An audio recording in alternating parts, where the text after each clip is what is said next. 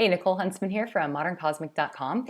In this series, we're going to go over synastry. So before you can even sort of jump into synastry, you need to have a basic understanding of kind of the four building blocks. Okay, so you need to understand the zodiac signs, all 12 of them. You need to understand all 12 of the houses. You need to understand the glyphs for the planets and the planetary symbolisms, and you need to understand aspects, okay? So those four, you need to have a very comfortable working understanding of those four building blocks of astrology with this individual birth chart. And then once you've got that mastered, then you can move on to relationships, synastry, and composite charts, Davison charts, etc. So what we're doing here with synastry, there are several different types of relationship charts. We have, as you can see here on the screen, this is a synastry chart. This is where we take, this is the birth chart of one individual here in the middle, and we have laid the birth chart of another individual over top of it, or next to it, around it. And what we're doing with this particular series of videos is we're going to look at house overlays. So we're simply going to look at where the different planets of a partner, as they fall into, as you can see for the sun, we'll start with the sun, we're going to look and see where these planets, which houses they fall into. Sorry about that. Which houses they fall into, okay? And I have conveniently, this is me, Nicole, in the middle here, these blue planets, all right? And this is Donald Trump, right around here, because he's in the news right now, and how can we can't escape him. So I thought I would do a synastry with Donald, just because, why not? Okay, now with synastry, we're going to look at the different planets. As those different planets fall into the houses in your birth chart, they're going to activate the house they fall into. The planet, the partner's planet, and its particular symbolism will show you how it activates this house, okay? So, for example, here with Don, we got his sun in Gemini. So you have to first take into account the fact that he's a sun in Gemini in the 10th house, okay? This has its own unique flavor.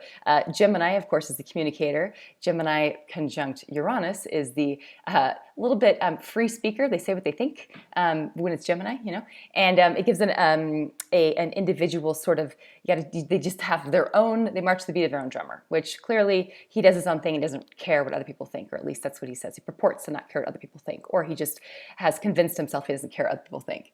It's in the 10th house, which is the house of status, so I guarantee he cares what other people think. If he didn't care, then he wouldn't have worked so hard to be as successful as he's been in business.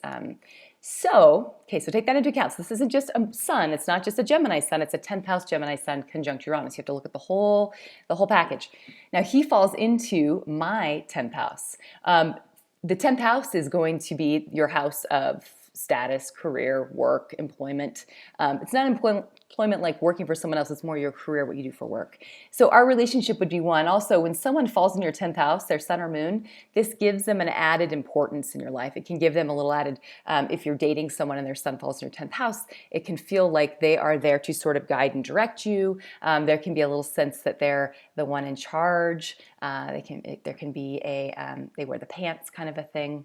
That can happen. So with this video, we're going to go through this whole series. We're going to go through each of the planets. I'm going to give you a brief little explanation, or sort of this is like the cookbook version of how to interpret the planets and the houses. Remember, you need to do the further added analysis of looking at the zodiac sign that planet is in, looking at the house that it's located in, so you can get more of a flavor of how this person expresses that planet in their personality before you lay it into your chart. And you need to understand the house for you and how important that house is in your chart, okay? And if it's an angular house, etc. So without further ado, we will continue on with the planets. All right, let's talk about the sun through the houses in chart overlays. So if your partner, you're going to take a look at your partner's sun. This is the sun, the glyph for the sun. You shouldn't even be watching this video if you don't know the glyph for the sun, okay? All right, we're going to start with the first house. Let's imagine that this sun right here is falling into, let's say his sun is here, then it would be falling into my first house, okay? If the sun or any of the planets of the partner are right near the cusp of the next house, you're going to want to read this and interpret this for the following house, okay? Now, Sun in the first house. Sun in the first house, this means, I like how Stephen Forrest explains the sun as, well, all of the planets, he turns them into a verb. So with the sun, he says that this solarizes the house that it falls into. And I like that interpretation. It lights up the house it falls into. Okay, the sun is your partner's vital life force. It's their most kind of basic way of being. They have their sun mastered. You know, I'm a Libra, I know how to do Libra. If you're a Gemini, you know how to do Gemini. It's just natural, without any thought. It's just how your ego expresses, okay? So someone's sun, when it lands into a house, it's going to light it up. It's going to give it fuel. It's going to give it energy. It's going to make it an important house as well, an important area of focus in the relationship. When someone's sun falls into the first house, into your first house, this is your house that has to do with your ascendants. This is how you are choosing to be seen by the world around you, okay? It's the effort you put into your personal kind of persona. This person, that your partner, they operate in such a way that it reflects the thing you're trying to be, okay? They just do it naturally. So for you, it's going to feel like they see you, they get you, and it's more of a surface relating. You know, this sun in the first house, it's kind of like they understand your ego, they understand what it is you're kind of aiming for with your life and with your life purpose and your direction, okay? If someone's sun falls into your second house, this is your house of, you know, the Taurus house. This is the house of, yes, the house of money, yes, the house of possessions, but it's also value, and it's your self-value and your self-worth. Someone's sun falling into the second house, there can be this enhancement of your personal image of yourself. You know, they can sort of, it's like they light up they give warmth and to your self-esteem. You know, they hold you in good esteem, or at least it feels like they act in such a way that it's to your benefit. You know, they behave in a way that's to your benefit. Also, this could be a placement where simply this person and yourself, that you're able to make money together. It is one where, because your house of values and their sun are the same zodiac sign, this means you're going to sort of value similar things, very similar things. So it is a nice dynamic to have in a business partnership, synastry chart in particular, but also in a long-term committed relationship, because it adds this element of the Taurus. Once Taurus has gotten the thing it wants, it likes to sort of keep that secure. Okay, it doesn't want to be changing course. So if it's a long-term relationship, it adds a little bit of stability and commitment in the relating. Now, if their sun lights up your third house, if it falls into your third house, you know, which is right here, this is our house, our Gemini house. This is the house that has to do with communication, and it has to do with also there's a lot of movement and busyness with the third house. So someone's sun falls in this third house. It can be a placement where you think of this person as an exciting partner to communicate with, to talk with. There's a natural flow with the way that you communicate and think, and the way this person just is. Okay, so there's a nice mental connection with a sun in the third house. This can also give a little bit of a sort of a busyness or frenetic nature to the relationship, or perhaps they activate a part of you that makes you a little more Gemini-ish, you know, where you're doing a lot of things at once, or it's thinking about a lot of things, and I'm with this person and it makes me excited. Our conversations are really exciting, you know. If their sun falls into your fourth house, this is your Cancer house. This house has to do with home. This house has to do with the deep inner world that we all have. Someone's sun falling there is quite nice for their moon as well. But with the sun, it feels like there's a family feel. I'll give you an example. I actually have Scorpio on the cusp of my fourth house. A lot of the closest people in my life have been later Scorpios, and they fall here in the fourth house, their sun. And there's just this natural simpatico there, and this sense that the part of you that's your deepest, most hidden part, this other person understands and reflects, and there's a safety there and there's a security there when you're with this person. So it feels like home and it feels like family. If their sun falls into your fifth house, this is your house of play, your house of self-expression, your house of it's the Leo house, it's the sunshine house. So the sun is happy, even if it's someone else's sun, is happy in the fifth house in a sense, because it's lighting up.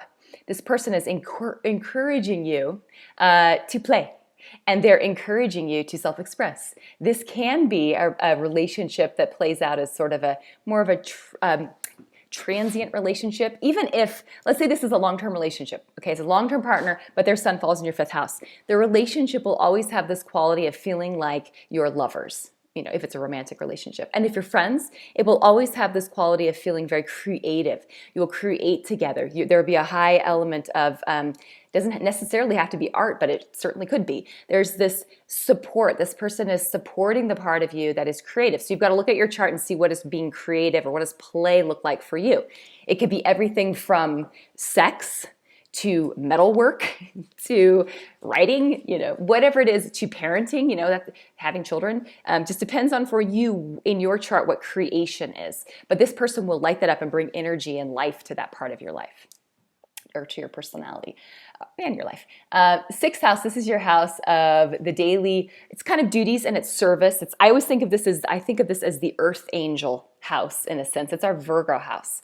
Someone's sun falls here. Traditionally in astrology, we say, oh, you know, 6th house, 12th house, they get sort of this bad rap. But really, to me, sun in the 6th house means there is some sort of duty that this other person brings out in you. You have some sort of an obligation and responsibility to care for and to serve this other person in an important way. Okay, so that's their sun falls there, it lights up that part of you, that desire to be selfless and to serve someone else.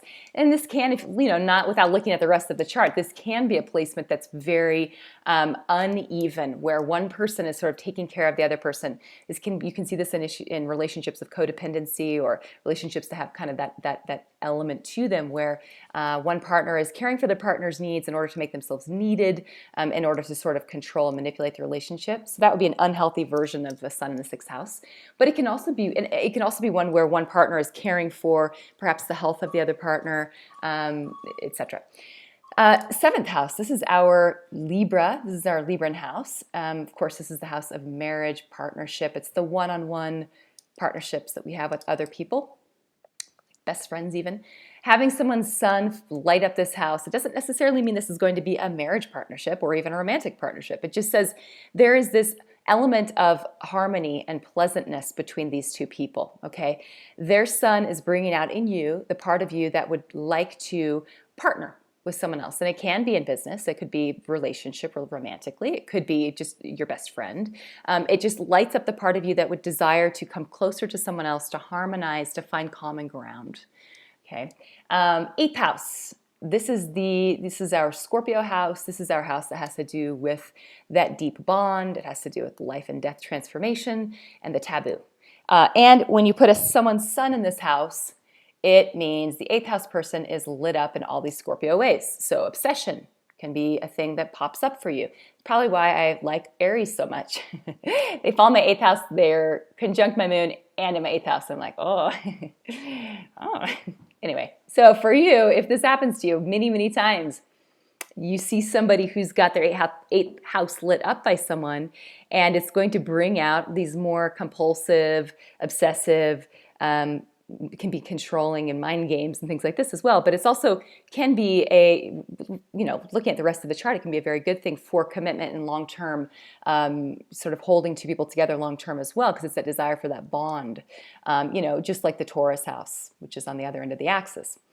So this one definitely, though, can trigger jealousy in someone who's not normally jealous, or it can trigger obsession in someone who's not normally obsessive, and that kind of thing. So this can be pretty intense. It can feel sort of fated. 9th house, you put someone's sun, if their sun falls into your 9th house. This is our Sagittarius house. This is a placement that has to do with growth and learning and taking risks together and traveling together and seeing the world. Ultimately, in the end, the person is going to expand your desire to learn. You will grow, you'll become more wise through your contact with this other person, okay? Their sun is lighting up the part of you that shows how it is that you like to learn. And so,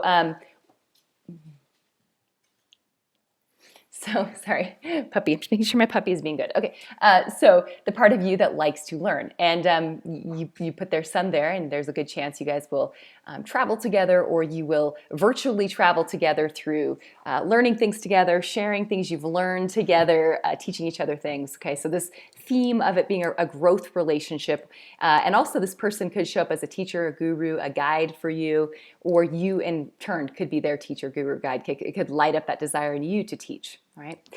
If their sun falls into the 10th house, 10th house is the house of career, and it's the house of our social standing and status. It's at the top of the chart, up in this, up in the heavens.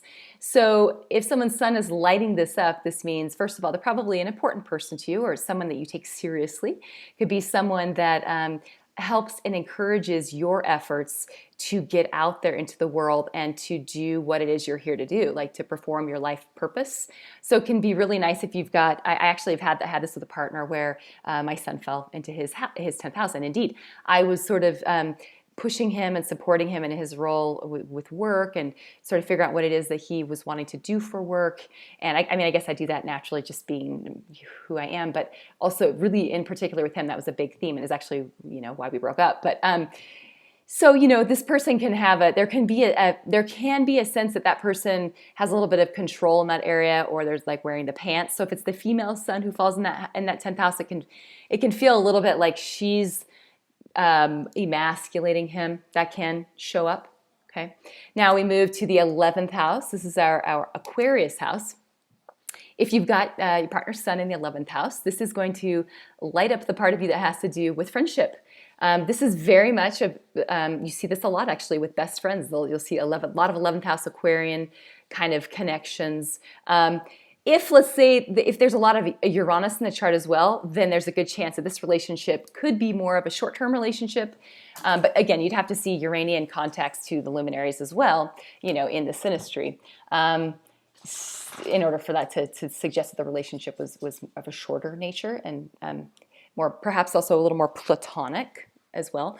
You can have a romantic relationship, and the sun in the 11th house is nice because it does give this element of friends and lovers. Okay, so if you've got other things in the chart that are bringing more heat and passion and emotional connection, mental connection, depending on what the two people need, then this can be a very nice placement. If you've got somebody though who wants more of an intense relationship, then this may just feel too much like you're just my friend, and it never, friend zone type of a deal. So it depends on the rest of the chart. It depends on what's happening with everything else. But for sure, the house person, so me in this situation, if the person's sun is falling in my 11th house, I would definitely feel a friend vibe from them, very strong friend vibe. And a desire also to share with them sort of ideas. And, I've had a lot of cancers in my life. That's for me, most cancers are going to fall in my 11th house.